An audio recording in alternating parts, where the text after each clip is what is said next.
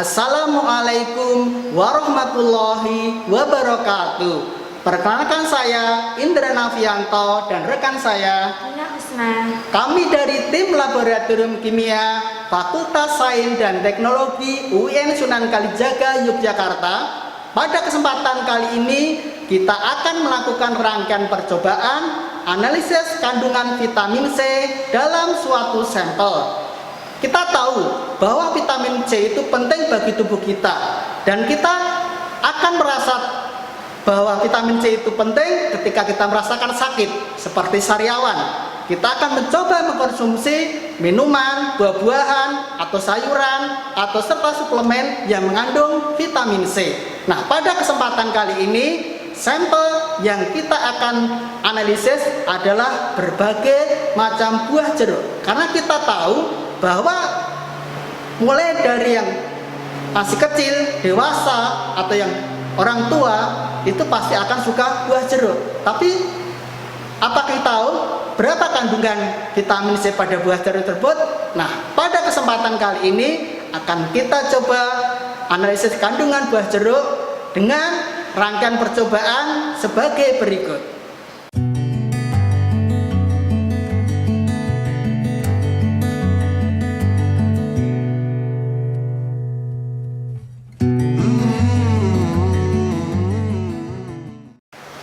Tahapan praktikum yang selanjutnya adalah analisis kandungan vitamin C dalam suatu sampel. Adapun alat yang dibutuhkan, yang pertama adalah pipet volume ukuran 25 mili.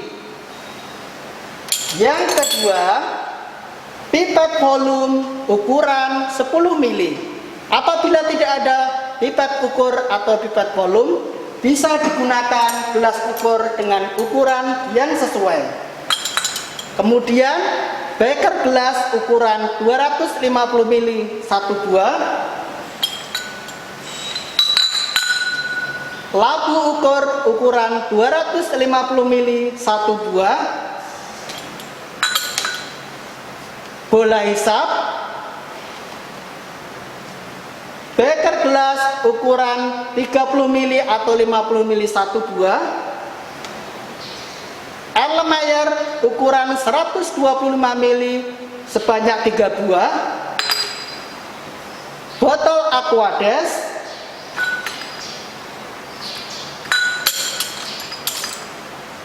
pipet tetes, dan juga statif serta buret bisa ukuran 25 mili atau ukuran 10 mili. Adapun bahan kimia yang kita gunakan hanya dua saja.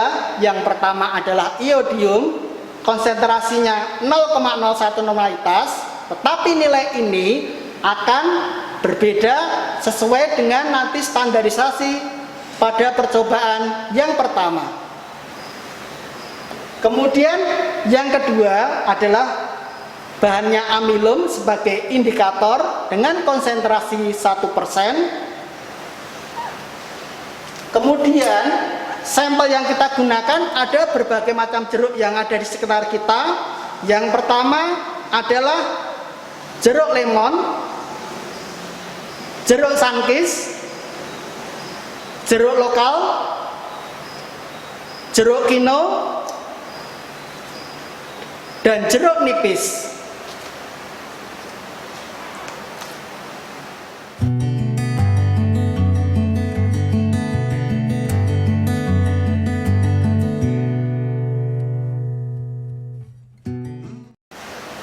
Langkah pertama dalam analisis kandungan vitamin C dalam satu sampel yaitu pembakuan larutan I2 dengan larutan standar natrium tiosulfat. Pertama, masukkan larutan natrium tiosulfat 0,01 normalitas ke dalam buret. Pertama, tuangkan ke dalam beker gelas dulu agar mudah ketika memasukkan ke dalam buret. Gunakan corong gelas untuk memudahkan memasukkan cairan natrium sulfat ke dalam buret.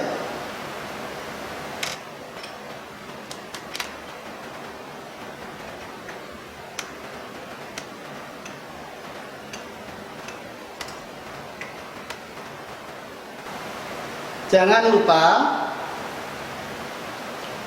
sesuaikan tanda batas tepat pada meniskus nilai 0. Pada ujung buret sebelah bawah, sesuaikan agar berisi cairan natrium disulfat.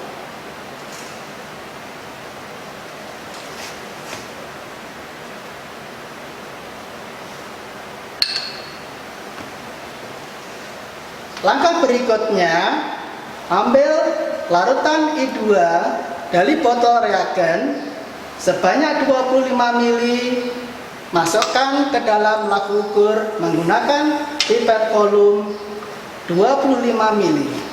Pertama, tuangkan ke dalam beker gelas dulu.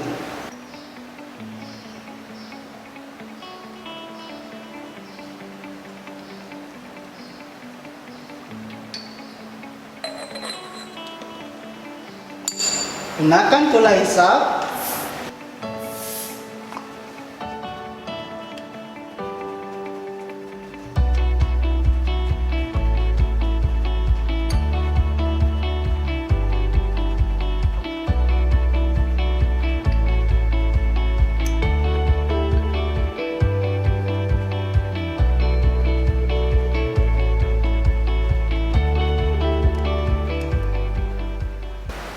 Atur sampai tanda batas pada pipet volum 25 ml.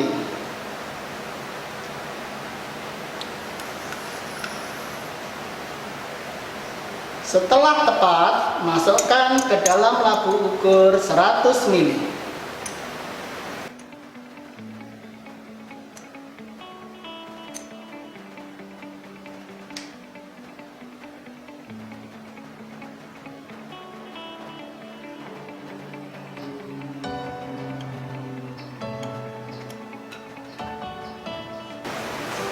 Kemudian tambahkan Aquades sampai tanda batas labu ukur 100 ml.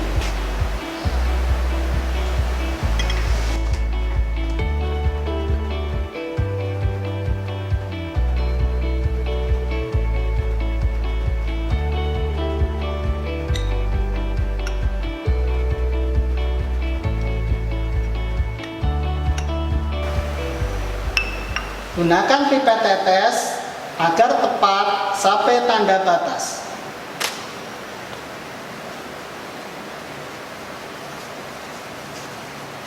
Sekat cairan yang ada di leher labu ukur untuk diperoleh ketelitian larutan yang akan dibuat.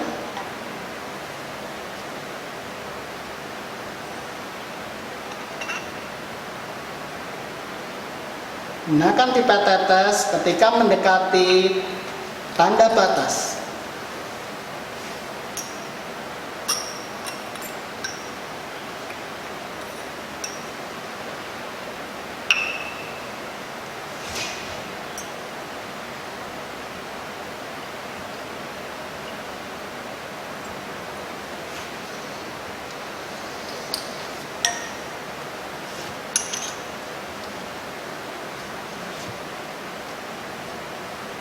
Gojok-gojok agar homogen.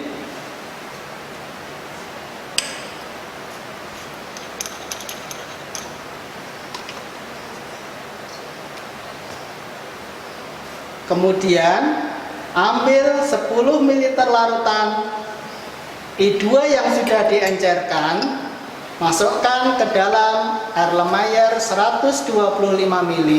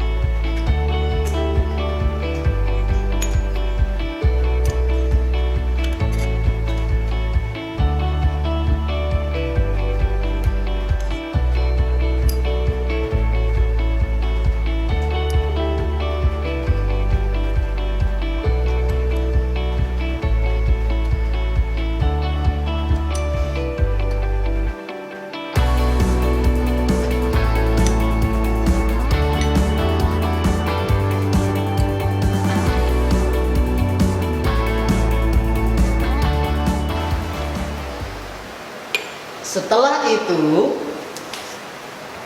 lakukan titrasi masing-masing larutan garam Erlenmeyer dengan larutan natrium thiosulfat sampai terbentuk warna kuning pucat. Kemudian tambahkan larutan amilum 25 ml.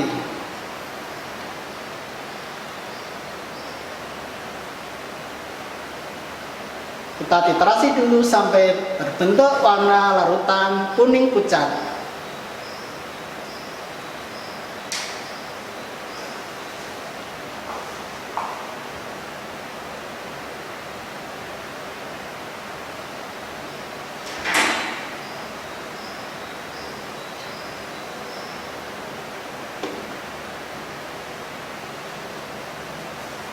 Setelah itu, tambahkan indikator amilum sebanyak 2 ml.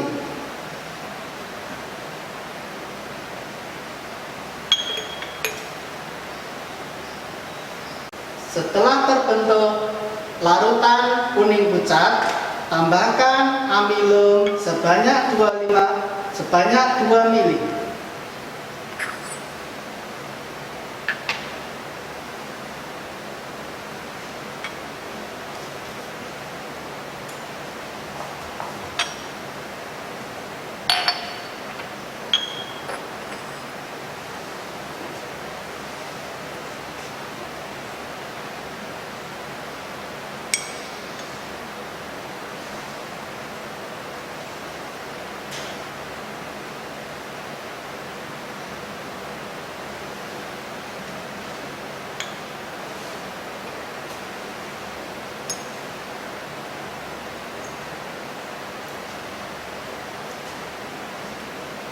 Ketika ditambahkan amilum, larutan akan berwarna biru. Gojok dulu semacam mungkin, baru lakukan titrasi sampai tepat warna biru hilang. Catat volume yang dibutuhkan.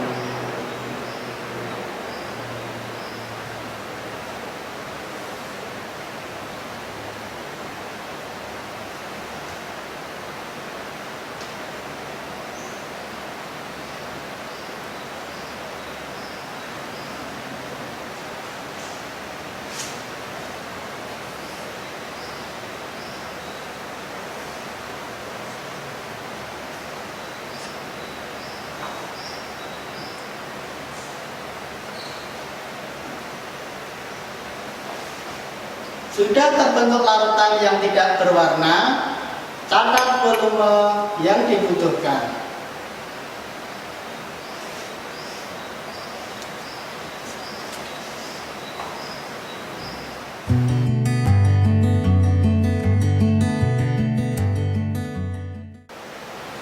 Setelah langkah pertama selesai kita lakukan, langkah yang kedua adalah penentuan kadar vitamin C dalam sampel buah.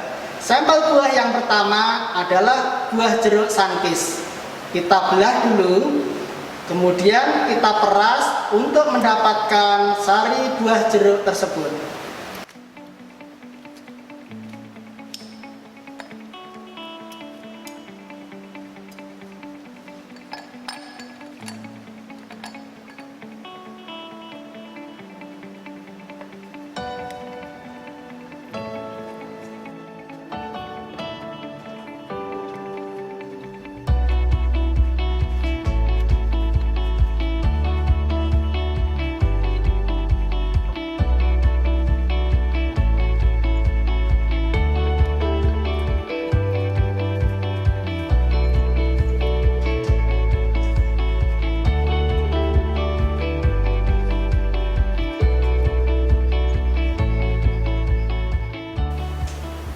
Baiklah Bapak Ibu, setelah kita memeras jeruk sankis, kita peroleh sari jeruk sankis.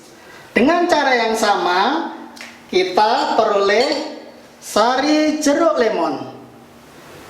Yang ketiga, sari jeruk kino. Yang keempat, sari jeruk lokal.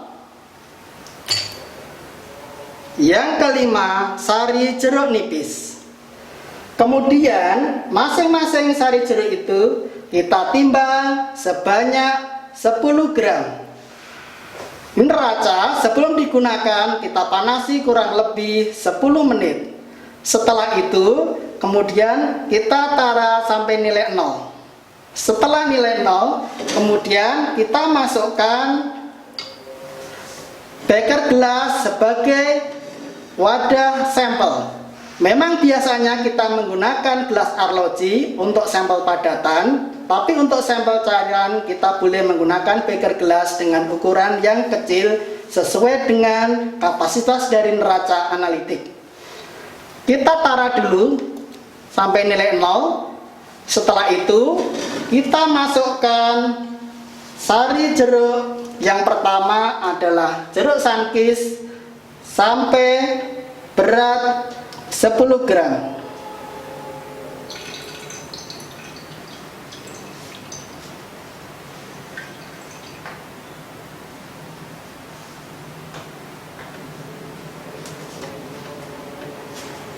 Gunakan pipet tetes jika mendekati titik akhir 10 gram.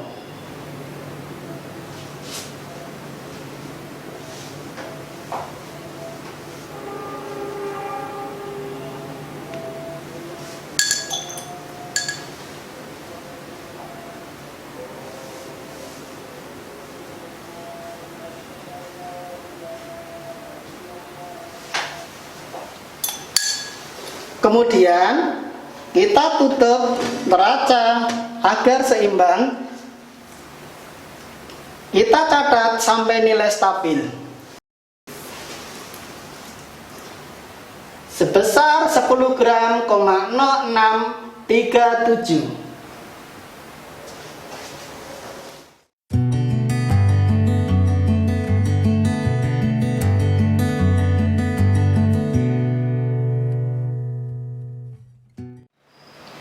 Setelah kita memperoleh 10 gram sampel sari buah jeruk, kemudian kita encerkan menggunakan labu ukur 250 ml menggunakan Aquades.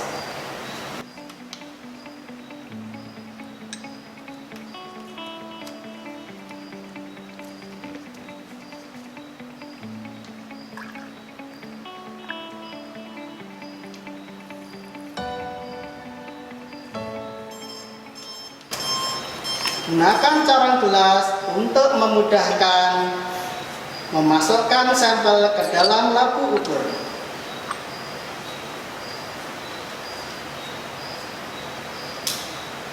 Untuk sampel yang pertama ini adalah sari buah jeruk sankis.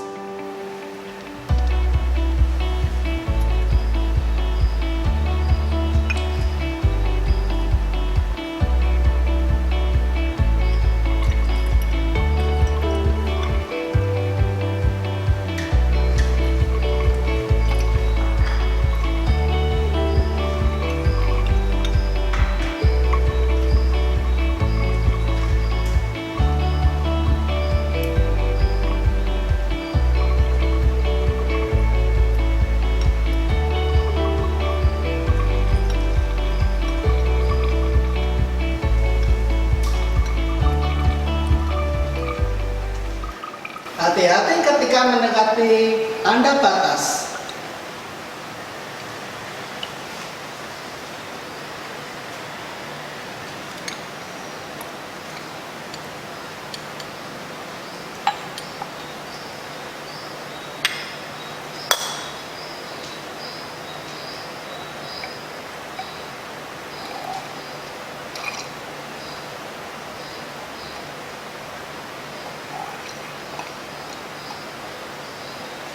Lihat tanda batas sejajar dengan mata kita. Apabila tidak sesuai, homogenikan dengan cara digojok.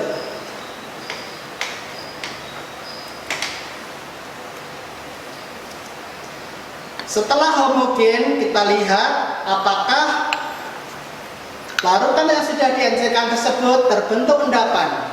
Apabila terbentuk endapan, kita perlukan disaring dengan saring Brunner atau saring kertas saring biasa.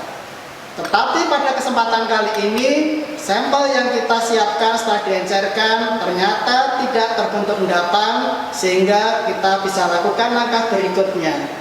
Ambil 25 ml filtrat dengan menggunakan pipet volume 25 ml, masukkan ke dalam masing-masing 3 Erlenmeyer.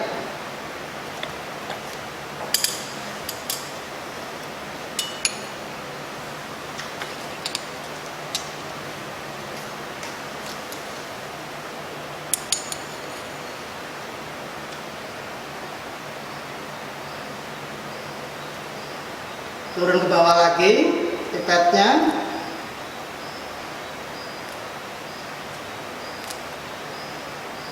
Atur sampai tanda batas pipet volume 25 ml. Apabila di sekolah Bapak Ibu tidak terdapat pipet volume, bisa digunakan pipet ukur atau gelas ukur.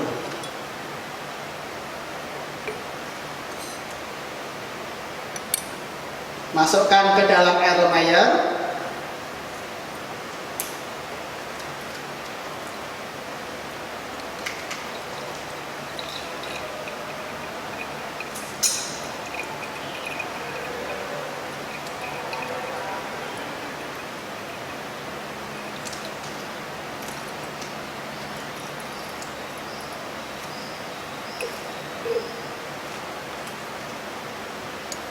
Tambahkan 2 ml indikator amilo.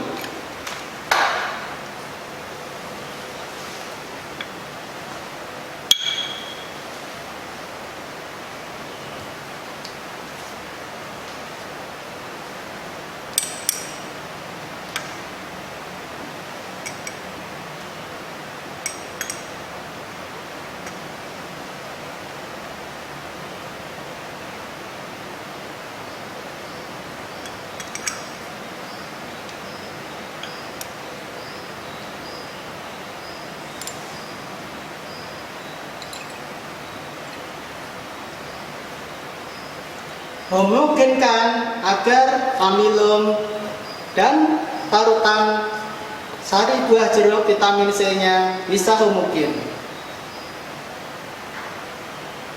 Kemudian titrasi menggunakan larutan I2 yang sudah disediakan di dalam buret sampai terbentuk warna biru.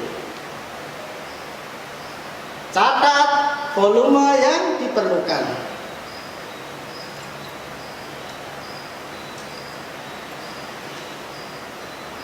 Tepat warna biru baru muncul.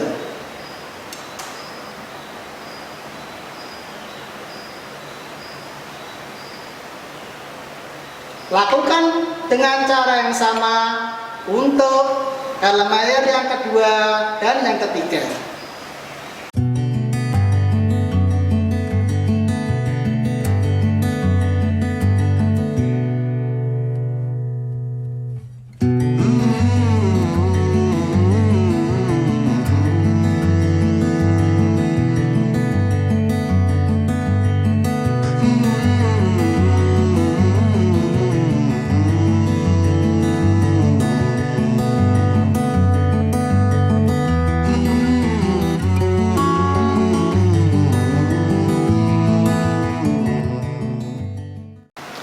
Baiklah Bapak Ibu, alhamdulillah semua rangkaian percobaan analisis kadar vitamin C sudah kita lakukan. Untuk tahapan yang pertama, sudah kita peroleh berapa larutan natrium thiosulfat yang digunakan untuk menstandarisasi larutan I2.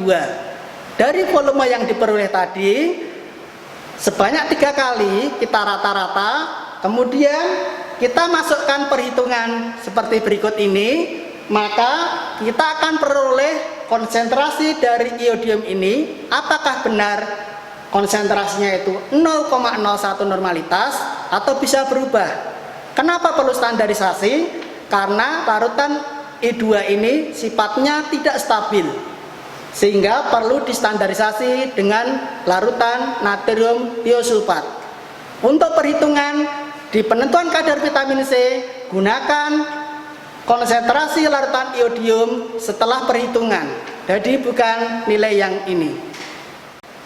Baiklah Bapak Ibu, setelah kita melakukan titrasi sampel jeruk menggunakan larutan iodium, kita peroleh volume masing-masing sampel jeruk. Masing-masing sampel jeruk kita peroleh 3 volume. Volume pertama, kedua, ketiga. Dari ketiga volume itu, kemudian kita rata-rata.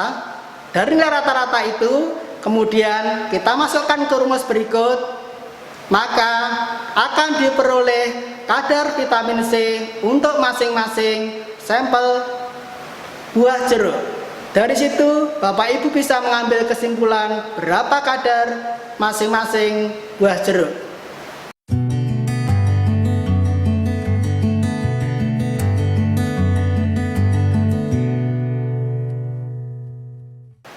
Baiklah Bapak Ibu, telah kita saksikan tadi rangkaian kegiatan analisis kandungan vitamin C dalam suatu sampel. Semoga itu bisa menjadi ilmu yang bermanfaat bagi Bapak Ibu, kemudian Bapak Ibu bisa mempraktekkan di sekolah. Dan apabila dalam rangkaian ini banyak kekurangannya, kami dari tim laboratorium kimia mohon maaf yang sebesar-besarnya.